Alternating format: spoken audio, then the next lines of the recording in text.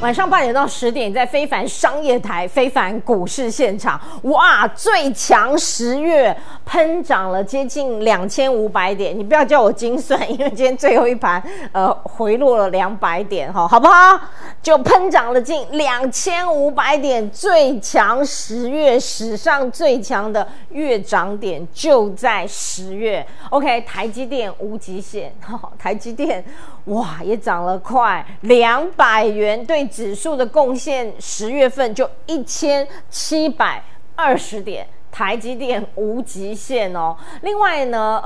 我们也不能从我们的眼光来看世界了哈。今天是万圣节，不给糖就捣蛋。纽时自己说呢，这一次他们看川习会，面子是给了川普，里子呢是习近平拿，所以呢，这是从纽时的一个角度来看川习会。另外呢，这一波呢，重点回到了美台超级财报，那苹果。亚马逊，尤其亚马逊今天的盘后很惊人的涨势哦。今天我们的日月光啊，昨天的法说会，华城真的都添了火力，所以呢，超级财报，美台超级财报锁定非凡股市现场。我们先来看今天的尾盘怎么一回事，明明。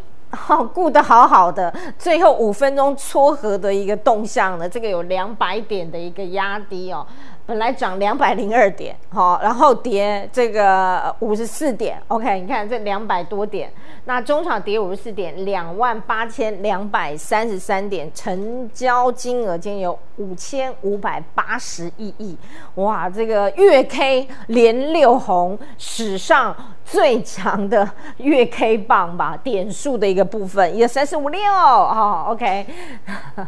一个月2500点，好，盘中是2660点，好 ，OK。那我们也透过镜面当中跟大家来报告族群今天的君子们，重电君子们又出现了集结来进行抢戏。那还有呢，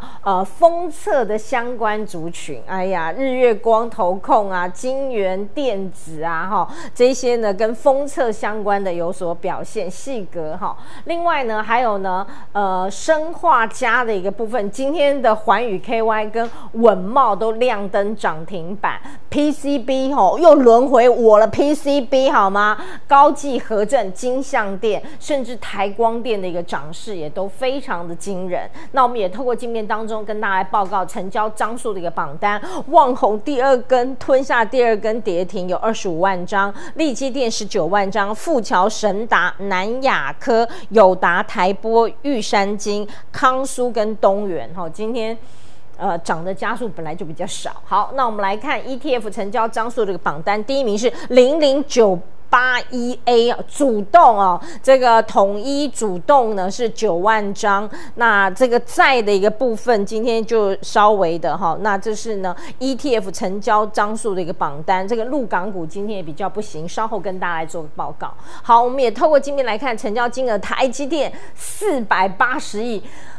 你就好好表现嘛，尾盘是谁啊？哈，那台达电是184亿，台药176亿，南亚科、鸿海、国巨、神达、日月光、投控、金源电子、台光电，这是成交金额的榜单。今天呢，日经指数站上了5万点，也是创历史新高哈。这个高市早苗的安倍经济学。另外呢，韩国股市也不错，倒是陆港股刚刚特别提到了，怎么在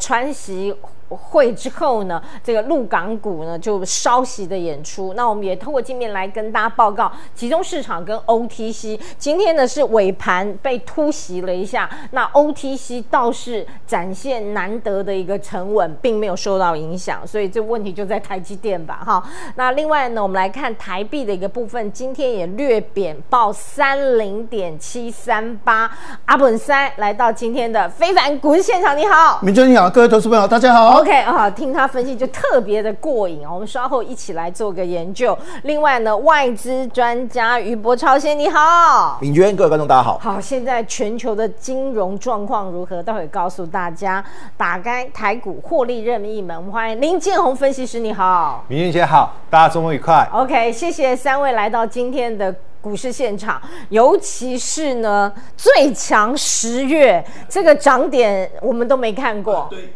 因为台积电的话，你可以发现最近OpenAI 一订货就订了26G 的这个所谓的设备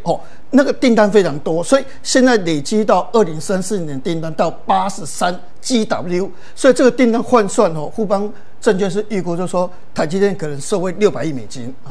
但是这还没有包括亚马逊Google、Meta 这些如果加进来的话，对台积电这个所谓的营收这个 AI 这个贡献的话，搞不好到900亿美金都说不定，所以这使得这个台积电最近的股价连续拉升上去，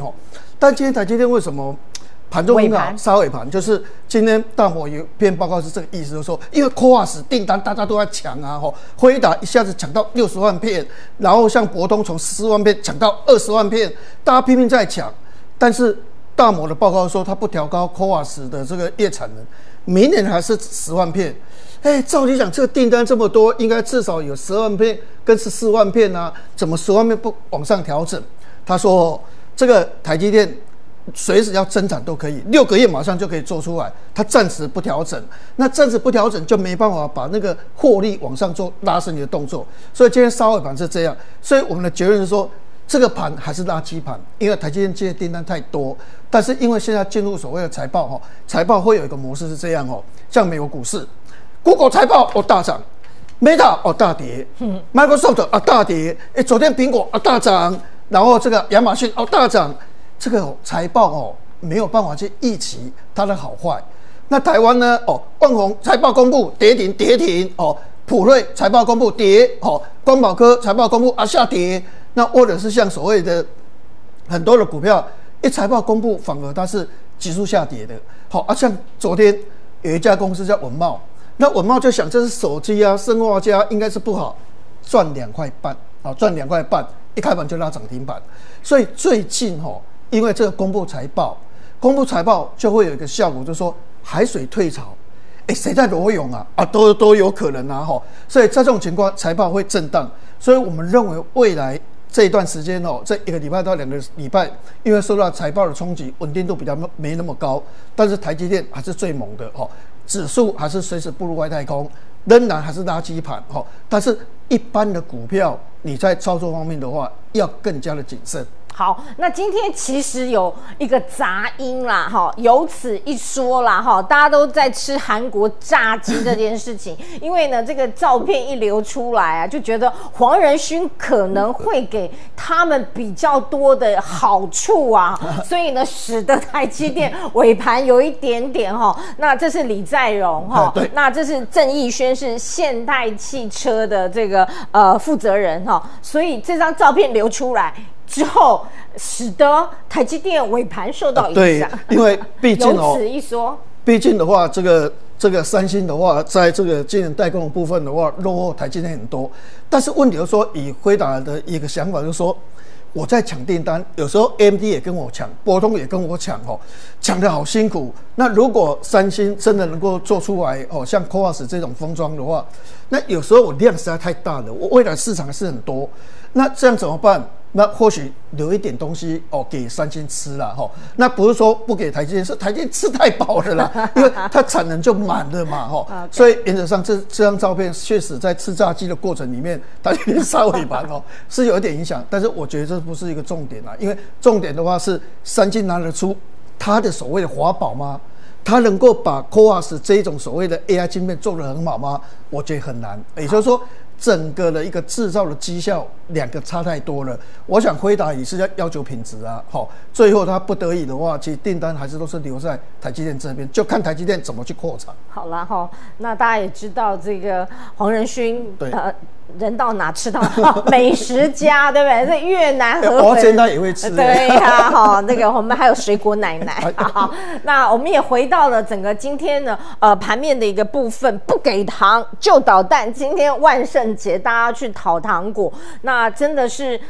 给了面子，也有人拿到了梨子。那怎么来看全球金融最新的一个动向？好的，那我们就分3个部分跟大家报告。第一个部分当然就是明娟刚刚提到的《纽约时报》这个报道了。其实这一次来讲，中美2国领导人的一个会面啊，其实基本上各有一些比较正面的回应啊。中国大陆部分来讲的话，包括像购买黄豆，以及所谓基本上去暂缓稀土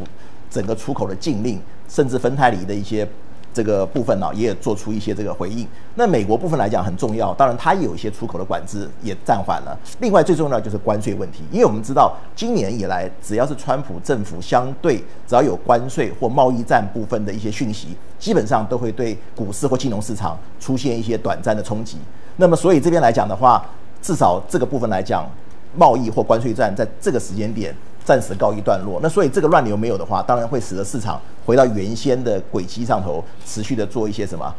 他们各自表现的一个状况。那这是第一个部分。那第二个部分来讲的话呢，基本上近期有一个消息，就是美国联准会降了1码。那但是对于年底是不是降，因为它还有缩表的问题，对，没有错，所以时间是蛮近的。那所以我们其实可以看到，就是近期这个部分来讲，当然市场也会去做一些观察。那事实上来讲，非常准确，大家可以看一个现象，就是看整个，你可以随便锁定，我们一般以10年期公债殖利率来看美国的部分，那我们可以发现事实上它在4个百分点附近基本上这个地方已经有4到5周了。事实上刚降完之后，它也没有进一步的下来，所以这边来讲，为未来在这个甚至到12月这个附近来讲，这个会是一个重心。那当然最后有一个重点，就是其实连大哥刚刚也提到了整个财报的状况，因为我们知道目前这一个礼拜，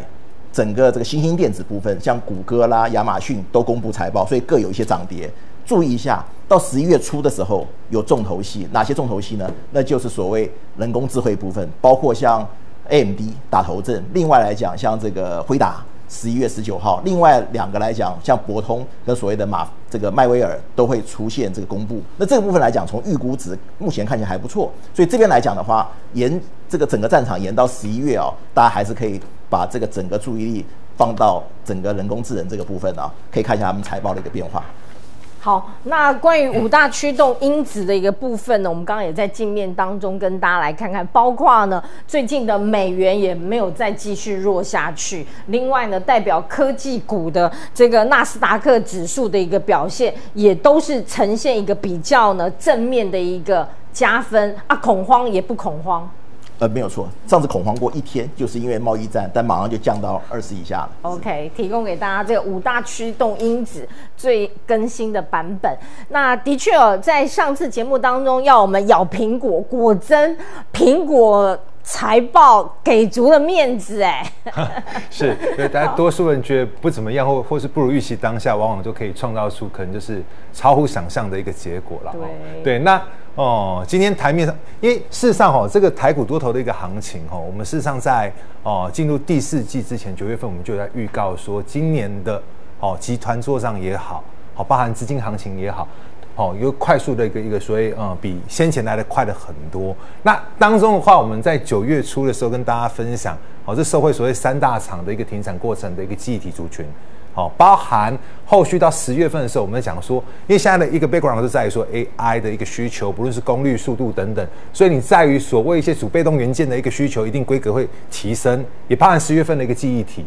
然后它 run 了一圈之后，又回到7月份最少的一个 PCB，所以这个轮涨轮动的一个概况，我一直讲说，这跟堆积木一样，在资金行情存在持续是多头的状况之下，我敢讲一个结论，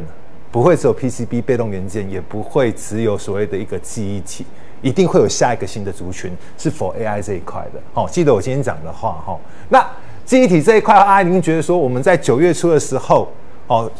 华邦电22、23块，群联大概500块，那群联前几天都涨上1000元了，是台股第26千金嘛，我记得没有错的话，对，你看这样子一个翻涨过去，那大家应该很多朋友还会觉得说那这样子涨上去，记忆体后面还有没有后市？这个我还是回归一个结论一样要看2个东西啦。第一个就是说3大厂的一个后续的概况，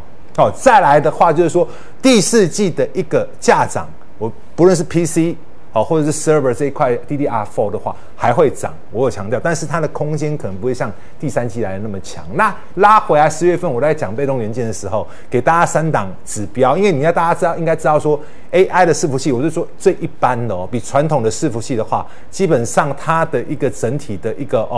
在于说功耗的密度大概就是2倍之多，最 basic 基本的，所以基本上的话，被动元件的一个提升，那指标看华新科。看和生堂，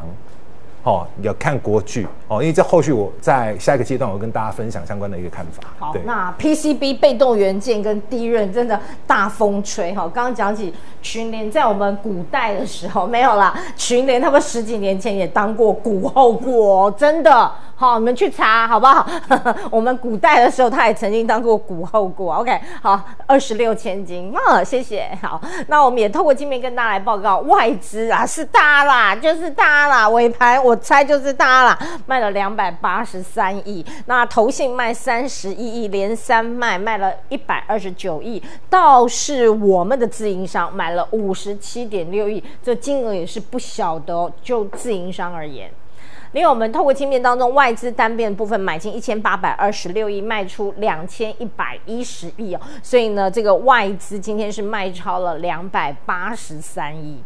另外，我们透过镜面当中空单倒是减了1810口净空单是22936口，这是外资在期货空单的一个部分有减了。那我们来透过镜面当中，昨天的当冲占比也是维持高水位41.6%，当冲成交金额随便就3000亿，3175亿的当冲成交金额。搞好。另外呢，我们透过镜面当中跟大家来报告一下，今天所有的标的有189档，在所有均线之上也能够站稳5日线，符合出量原则的档次有46档，前10名包括了富桥、神达、台宏涨停、台药、东元、稳懋涨停，还有日月光涨停、利基、金源店跟周巧昨天涨停，提供给大家在第8阶段筹码追会跟大家来做个报告。那老狼都得做什么呢？这个在个股股期当中，旺宏有2万口，华邦电、南亚科、利基电、金源电、台波、小台积电，还有呢小台达电、台药跟小创意这是在个股股期成交口数的一个榜单。非凡股市现场，你务必锁定，按赞、订阅、分享，开启小铃铛。非凡股市现场。